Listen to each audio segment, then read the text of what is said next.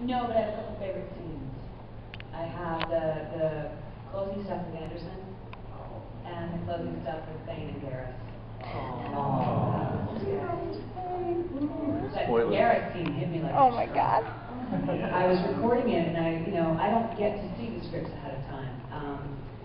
Games are what we call cold reading, which is there's the line, now perform it. Okay. Joke! You just do it.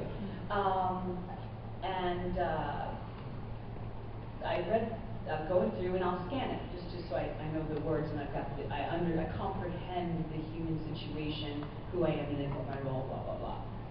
And so I scanned it, and then I go speak it, and I was like,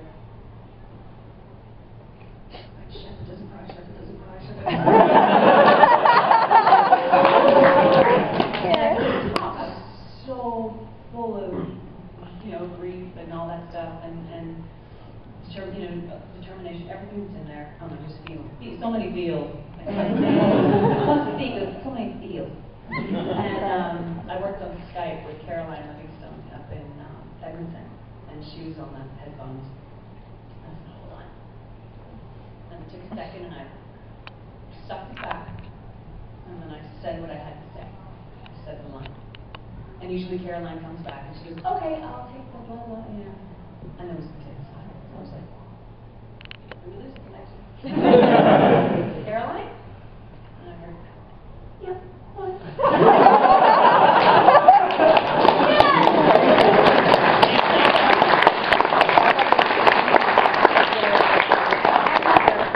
Moment when you realize that the creative spark, it's not yours.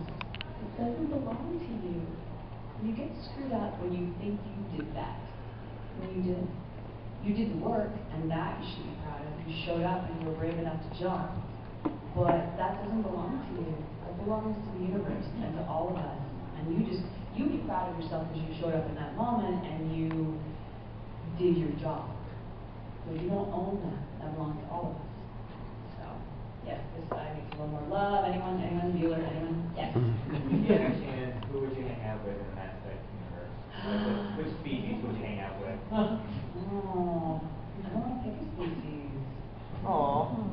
I mean, I go immediately to the castmates and who I love, and I love all of them. I love Steve Bloom and Allie Hillis and Trisha Helfer, and I love all those guys, and I would hang out with them anytime, so don't make me pick.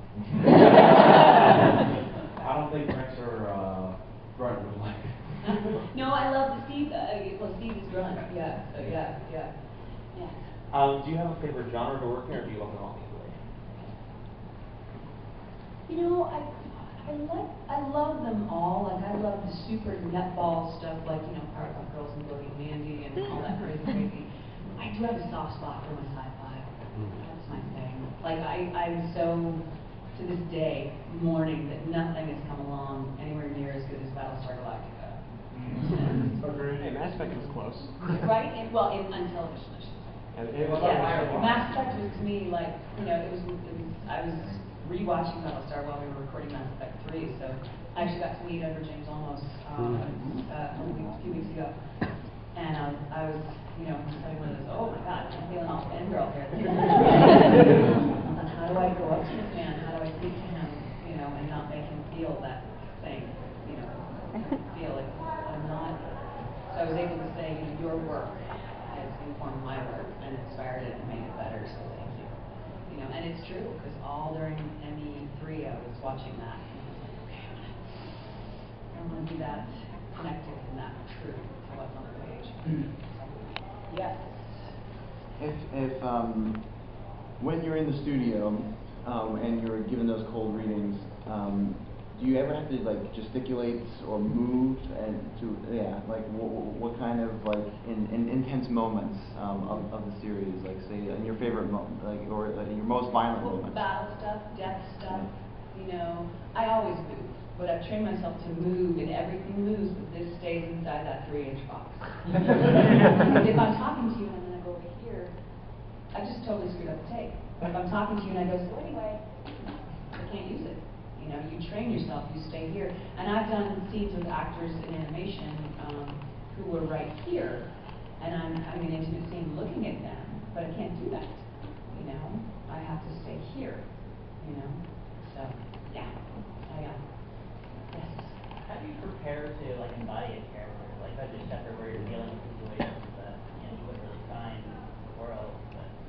You might not find them in the world, but if you look at the common humanity of them, I am a leader, okay? I have a past that looks like X, Y, and Z. I didn't do that and that, but that's similar to A, B, and C. Okay, great. This Shepard wants to get this done. I wish in my life I could get that done.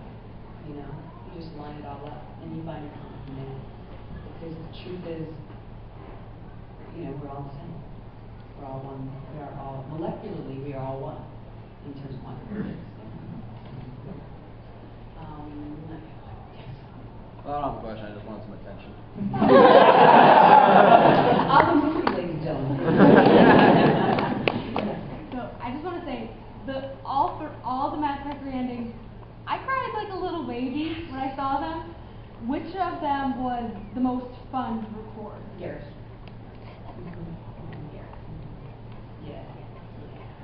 Yeah, that one, I don't know what happened. I don't know. It's not mine, so I don't know. Yes. Yeah, for Metal Gear Solid fans like myself, I mean, he was Dr. Hale the Hunter. Now, when you reprised the role in Twin Snakes in Metal Gear Solid 4, there's a noticeable accent change. Could you give us some insights into what facilitated that, and do you have a preference for which version? The insight is they told me to.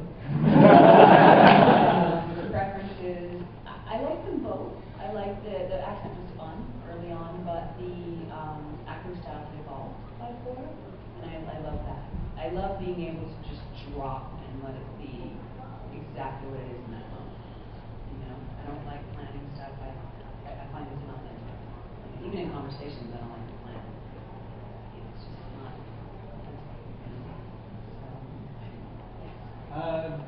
Steph Green, Joker. Yeah. And just out of curiosity, has he ever talked to you about doing something for Robot Chicken? You know, we chatted about it because we were doing detours together, which is not aired yet, but one day will. Star Wars detours. Freaking hilarious. But you know, just in passing, he's. Yeah. Would you rather be known for a range of characters you play, or just the one in particular? The range. Yeah, because I am no thing. If you're nothing, no thing. You can be all things. Yeah. I hear that you mainly play redheads in your roles. Sure. So I was wondering if it was possible that you might have auditioned for Mary Jane Watson in your original in Spider-Man the animated series. Yes, it's something possible to happen. I audition for everything. I don't get a lot of it, but I get a lot. Yeah. There's enough to go around. Yeah, and I think one of my really good friends, Andrea Baker, she's Clover in Totally Spies. She played MJ at one point. So, yeah, and Trisha Helfer, who is Edie, played Black Cat. So yeah. Yes. So what would you say is the personality that's most opposite to yours that you kind of play? And how do you prepare yourself to play something that's the opposite of who you are? Try not to throw up. God of War 3. Electo. Not the power side of it, the whole seduction side of it. I'm like, oh no.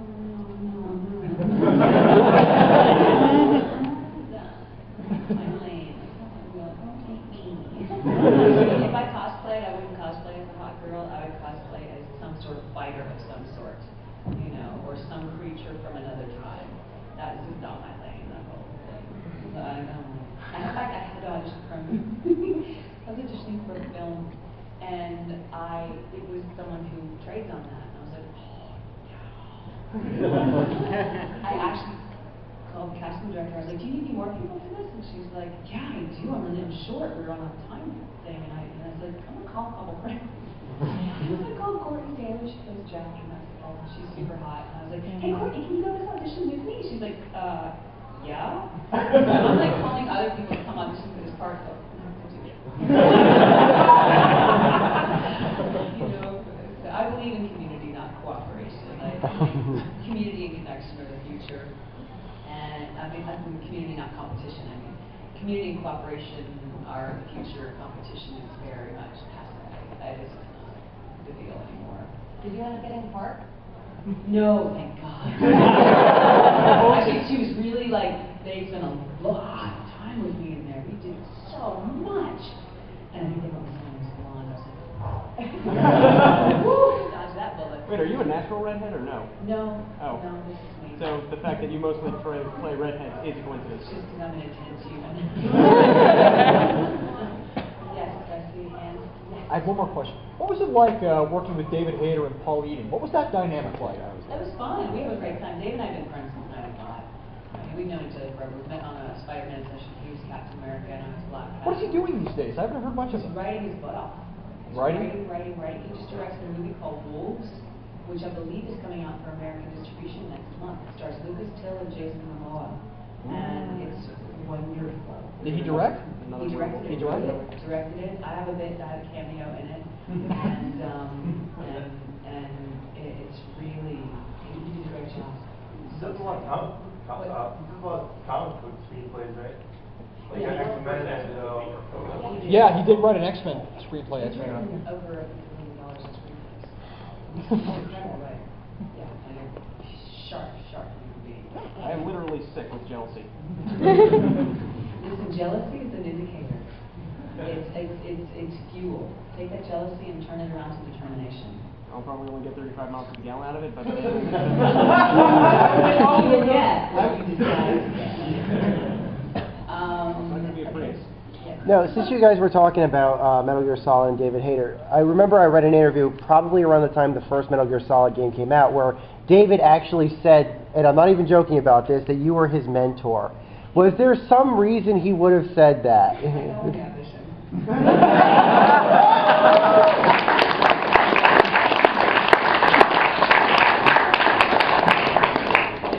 My joke is that I'm actually, my actual job is that I'm a doorman. I just hold doors open for people.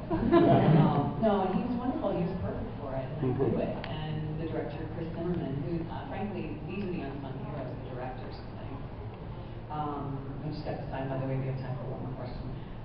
Anyway, director Chris Zimmerman, she was kind enough to let me go, you should see my friend Logan. Yeah, all right, for him. He is awesome. To this day, I suck him into projects. I called him up and like, hey, I'm doing the Old Republic for Star Wars, and then he's like a Jedi guy, and I think it's going to be one session. David is so busy writing and creating and producing. He has no time. He's like, all right, I'll do this. And I'm thinking it's like a one-off. It's still going on. I'm like, sorry. Yes. The feedback for the Mass Effect 3 engine came back and perhaps disappointing fans were. Did you feel like, and now I have to go back and redo that? No, I just always wait and see. I mean, I use this analogy a lot. I am the ink that comes out of a pen. There's a whole huge pen behind that making it happen. You know, and I just wait for what the rest of the pen wants to do. And in this case, BioWare, I think, was brilliant. They responded to fans, they listened, and they went back and co-created with you guys, and they continue to do that. I just worked on Dragon Age with them last week, and what we did together was came straight out of fans saying to them in person, we need this in games. And they went and created it, and I got the privilege of doing it. And it's crazy, it's groundbreaking. So, yeah, I want to thank you guys. I have to take off and fly. I've already finished my